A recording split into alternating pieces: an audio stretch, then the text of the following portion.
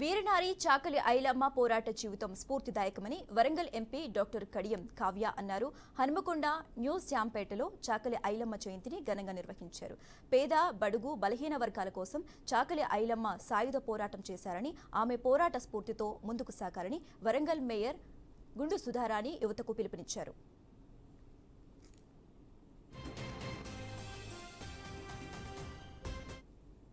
మొట్టమొదట ఎన్ని ఏళ్ళు చేయని దాని విగ్రహాలని నడి సెంటర్లలో ఏర్పాటు చేయటం, యూనివర్సిటీకి పేరు పెట్టడం, వీటన్నిటిని అభినందించండి మొట్టమొదట. తర్వాత చేయబోయేటి అని ఎట్లా చేస్తాం, కానీ వీటిని అభినందించే ప్రయత్నం చేసి చూపించండి.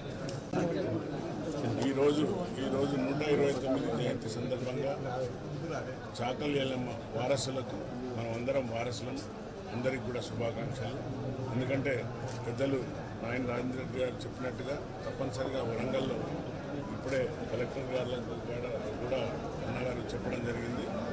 సరైన సెంటర్స్ చూసి సరైన ఎక్కడ వారి యొక్క విగ్రహ ప్రతిష్ఠ చేయాలని 2 జిల్లాలు అంటే ఉమ్మడి జిల్లాలు వరంగల్, హన్మకొండ జిల్లాలో పెట్టే విధంగా, అదేవిధంగా చాలా గొప్ప పరిణామం చాకలి ఐలమ్మ మనకు యూనివర్సిటీ పేరు పెట్టుకోవడం.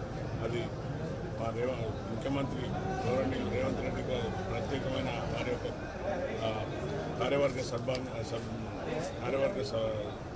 కార్యవర్గానికి నేను ధన్యవాదాలు చెప్తున్నాను. అలాగే మొన్ననే వర్ధంతి జరపడం జరిగింది. ఈరోజు జయంతి